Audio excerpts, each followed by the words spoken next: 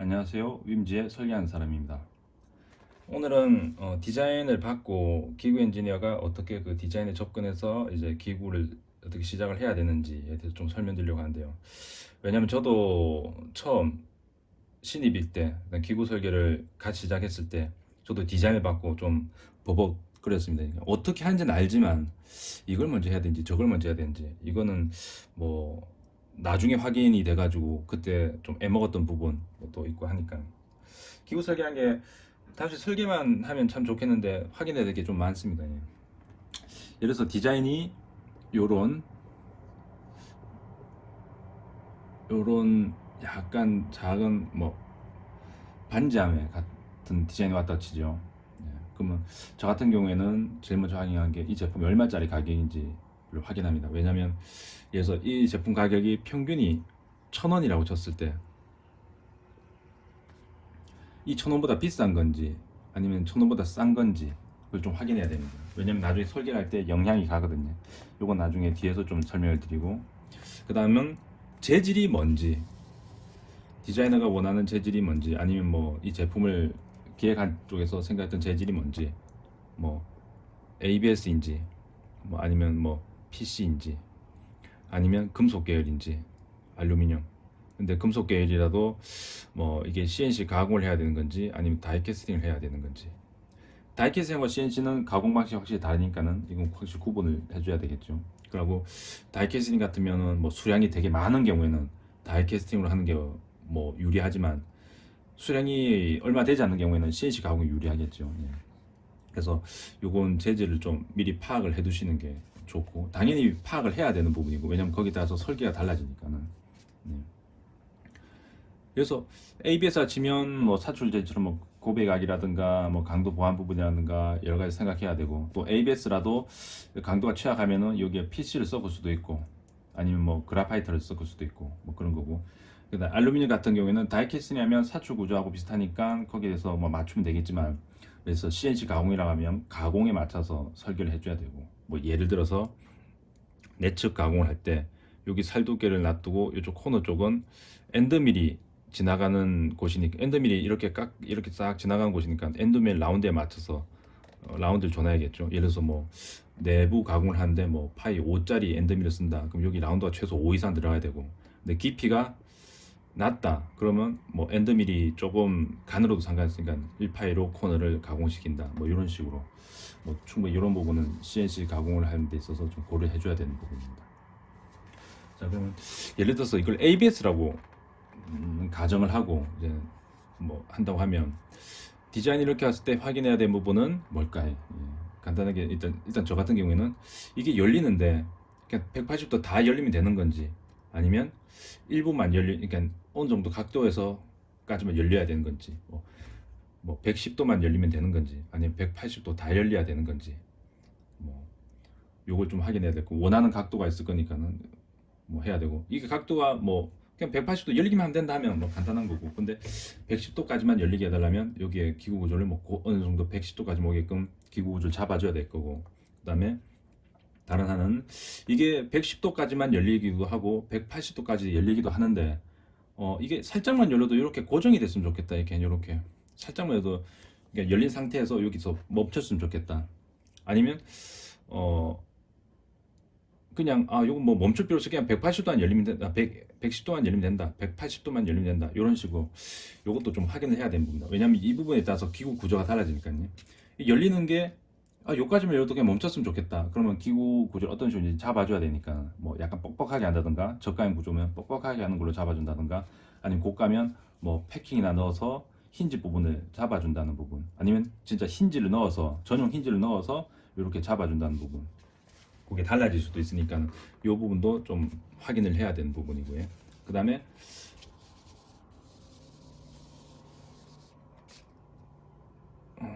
이게 락킹은 어떻게 할 거냐. 디자인이 왔을 때는 그냥 겉이 이제 평평한 면으로 왔으니까는, 그러면 간단하게 생각하면 내부에다가 락킹을 잡아줘야 되겠죠. 내부에다 락킹을 잡아준데 뭐 후크 구조를 할 건지, 아니면 공간을 만들어서 자석을 넣어서 자석으로 체결을 줄 건지. 요즘엔 자석도 많이 씁니다. 왜냐면 자석이 그렇게 고가 부품은 아니니까요.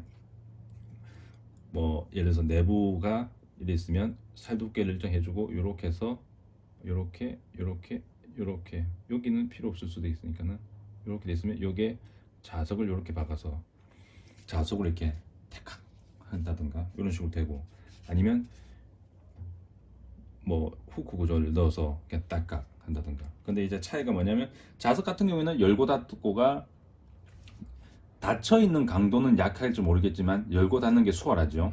근데 후크 같은 부분은 닫혀 있는 강도는 세겠지만 열고 닫을 때 조금 어떤 경우에 따라서는 잘 안 열릴 수도 있고, 그 다음에 잘못하다 좀 장기간 사용하면 약간 파손될 수도 있기 때문에 강도 설계를 좀 잘해줘야 되는 이런 장단점이 있습니다. 요즘 제가 권하는 거는 이걸 들고 가방에 넣고 뭐 장시간 이동한다든가, 아니면 사람들이 손을 들고 이게 손으로 너무 수시로 이동한다든가 이런 경우가 아니면 자석으로 하는 걸 좀 권장하고요. 근데 이게 이동성이 많고, 그다음에 뭐 아무나 뭐 가방 같은 데다가 뭐 많이 넣어 뭐 그냥 편하게 집어 던져서 이렇게 뭐 어디로 이동한다든가 할 경우에는 좀 이제 후크 방식으로 하는데, 대신 후크 구조를 좀 강하게 만들죠. 왜냐면 파손되면 이 제품 자체 무용지물이 되니까. 자, 그러면 요 힌지 부분은 어떻게 해야 되는가? 이 힌지 부분을 설명드리기 위해서 이 제품이 코스트가 얼마인지를 이제 확인해야 되는 건데, 예를 들어서 이 제품에서는 이 케이스도 중요하지만 이 힌지 부분이 중요하거든요. 예를 들어서 전용 힌지를 쓴다. 그럼 당연히 힌지 가격이, 예를 들어서 뭐 이런 식의 전용 힌지를 쓴다. 뭐 이런 식으로 전용 힌지를 쓴다. 그러면 이 힌지 가는 가격이 그냥 일반 핀 꽂는 것보다 비싸니까 가격이 올라가겠죠. 뭐 안 그러면 그냥 이런 핀을 이쪽으로 박아서 그냥 열리고 닫히게 한다. 뭐 여러 가지가 있을 수도 있는데 간단하게 이 두 가지로 하면 이게 가격이 좀 비싸니까 이 제품이 좀 비싼, 조금 평균치 이상의 가격대를 형성 같으면 요걸 써도 될 거고, 근데 이거는 저가로 가야 된다, 평균치 이상으로 보다 낮아야 된다, 그럼 말 그대로 이제 핀을 꽂을 수도 있고, 안 그러면 더 낮은 경우에는 예를 들어서 이게 뚜껑이고 위에서 봤을 때 치면 뭐 예를 들어서 이렇게 쭉 돼 있으면 여기 톡톡 약간 돌출되고, 반대쪽 케이스 쪽은 이렇게 해서 요게 요렇게 하나 톡콕 하고 들어가게끔 약간 요렇게 되는데, 요런 식으로 해가지고 구조를 잡을 수도 있겠죠. 이런 같은 경우에는 나중에 장시간 쓰면 이게 뚜껑이 이렇게 쏙 빠질 수도 있겠죠. 왜냐면 이쪽이 마모가 될 거니까는. 근데 요거 같은 경우에는 마모는 안 되겠지만은 옆에서 끼워 넣어야 되는 부분이다 보니까 뭐 따로 직을 하나 만들어 줘야 될 거고, 힌지 같은 부분은 이 힌지를 여기에 적용할 수 있게끔 구조를 확실하게 잡아줘야 될 거고, 그런 차이. 그러니까 나중에 이 힌지 부분 같은 부분을 만약에 이 제품을 한다고 했을 때 이 힌지 부분 같은 걸 한다고 하면 확실히 이제 제품 코스트가 얼마 되는지 기구 엔지니어가 미리 좀 확인해 놔야 됩니다. 그래서 협력업체라든가 아니면 신규 업체도 있겠지만은 업체 쪽에다가 해당 힌지가 가격대가 얼마나 형성되는지를 확인을 해야 됩니다. 왜냐면 그렇게 해서 나중에 금형 단가를 받고 사출 단가를 받았을 때 이 힌지를 포함해서 이제 보험 코스를 만들겠죠. 보험 코스를 만들었을 때 이 제품 가격대가 대략 얼마가 형성되는지, 그리고 만약 그게 생각보다 높게 나왔다 하면은 당연히 비싼 걸 줄이는 게 낫겠죠. 싼 거를 더 줄일 수는 없으니까. 그럼 비싼 부분 힌지를 아까 같은 그냥 일반 핀 타입을 바꾸면 가격이 얼마가 떨어진다는 걸 바로 파악을 할 수 있으니까는 그런 식으로 접근한 거죠.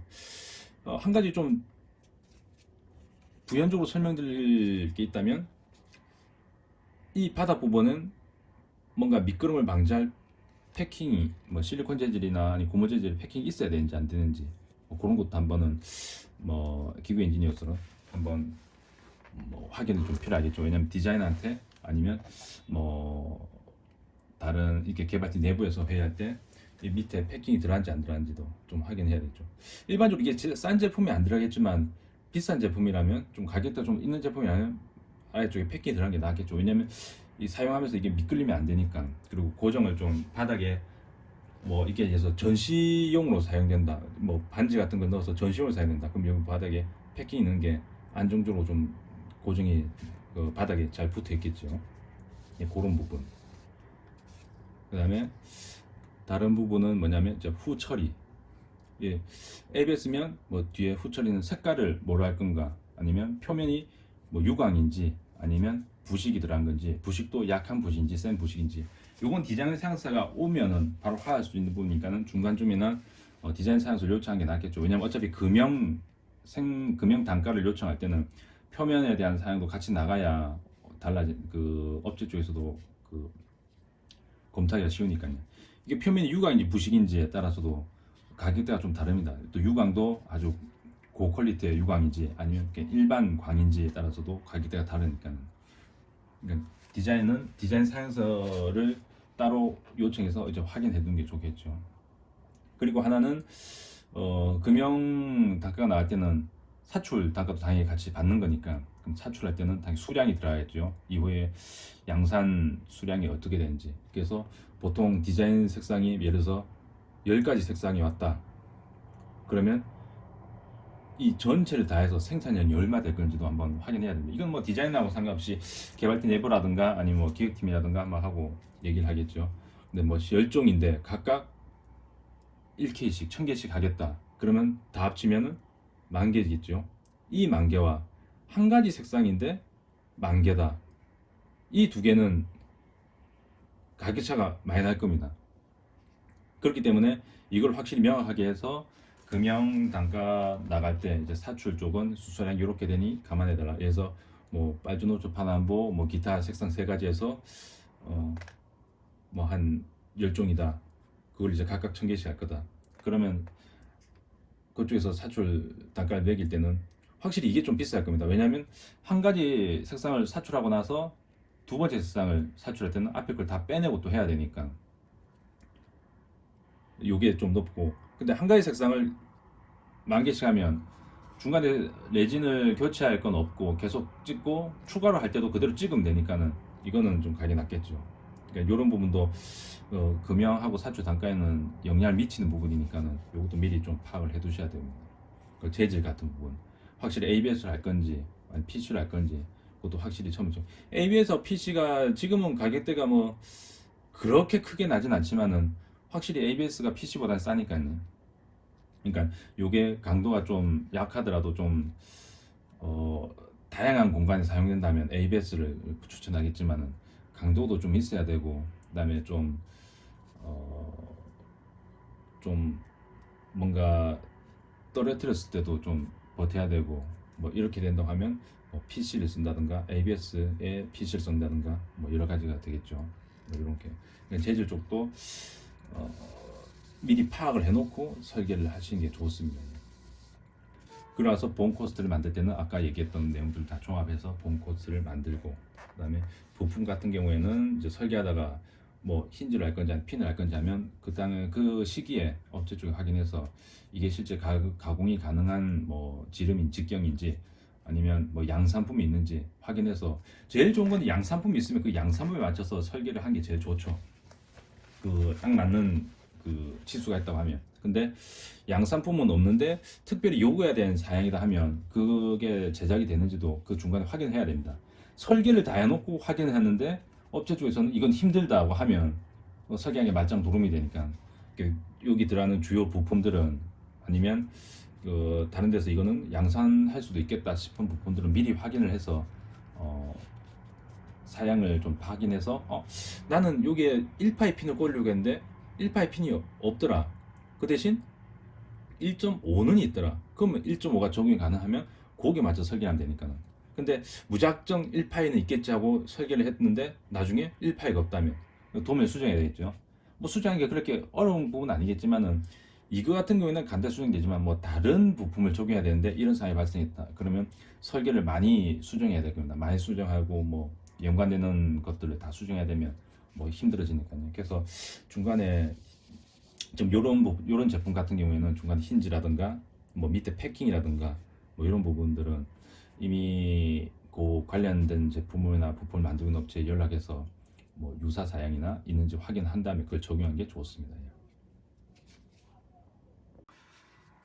뭐 한 가지 더 팁을 드리자면, 이게 결국엔 뚜껑이 열리고 닫히는 부분이지 않습니까? 그럼 이쪽에 틈새라는 게 있을 건데 이 틈새로 이제 먼지가 들어갈 수도 있고 하니까 여기를 약간 뭐 이런 식으로 이제 단면 쳐서 보면 이게 뚜껑이면 요런 식으로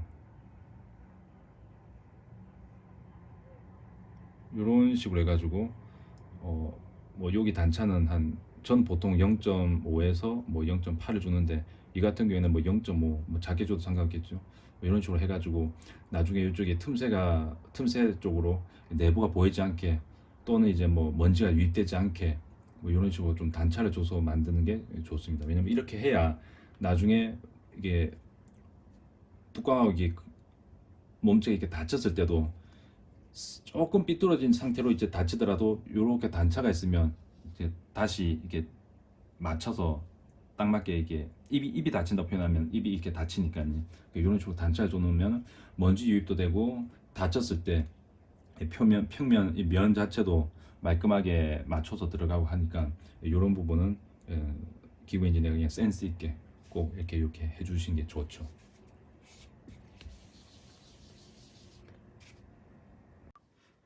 그리고 이 제품을 이제 설계를 어느 정도 완료가 됐다. 그러면 요즘 3D 프린터가 잘 되니까 3D 프린터나 아니면 뭐 CNC 가공도 요즘에 계속 하니까요. CNC 가공 모급을 해가지고 테스트하는 게 제일 좋습니다. 왜냐면 간단한 제품이라도 이 정도는 뭐 문제 없겠지 하겠지만은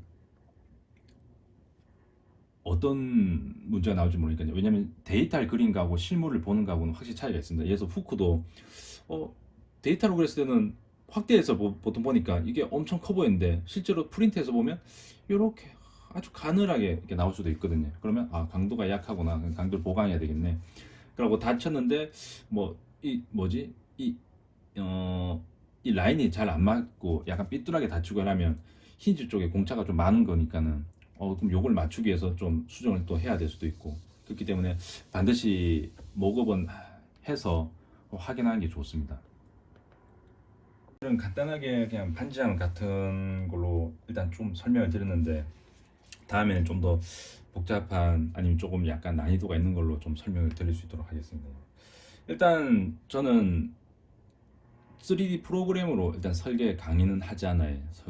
설명은 하지 않고 왜냐면 3D 프로그램을 가지고 그린 걸로 하면 보통은 그게 더 이해가 쉽겠다고 생각했지만은 사실상 그렇게 하는 것보다는 차라리 이렇게 제가 실물을 보여드리고 아니면 그냥 보드에다가 그리는 걸로 설명드리는 게 오히려 제가 볼 때는 이해가 더 쉽다고 생각합니다. 왜냐면 데이터를 제 선임도 그렇고 다른 사람도 그렇고 저한테 뭐 가르쳐 줄 때는 데이터를 가지고 해주는데 솔직히 그게 저한테는 별로 의미가 없었습니다.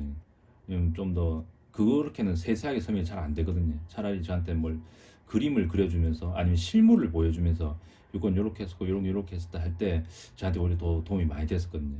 그래서 제가 이렇게 만드는 영상 자체도 보면 주로 이제 실물을 가지고 제가 설계했던 실물을 가지고 아니면 오늘은 처음이지만 이렇게 보드에다가 그리면서 가지고 이제 설명을 드리는 게 이제 제가 좀 해드리고 싶은 방법입니다. 나중에 좀 더 시간이 지나면 저도 이제 프로그램 가지고 이제 설명을 드릴 날이 오겠죠. 예. 뭐 좀 더 복잡한 거 같은 경우에는 제가 그린 것보다는 실제로 3D 데이터 보고 하는 게 좋으니까는 일단 그렇고 저는 꼭 일주일에 한 번은 이렇게 영상 올리려고 하는데 제가 요즘에 저 애가 참 옹알이 할 때라서 좀 영상 만들기가 좀 쉽지가 않네. 그래도 꼭 일주일에 한 번씩 꼭 올리려고 하니까는 좀 더 좋은 영상을 가지고 올리도록 하겠습니다. 감사합니다.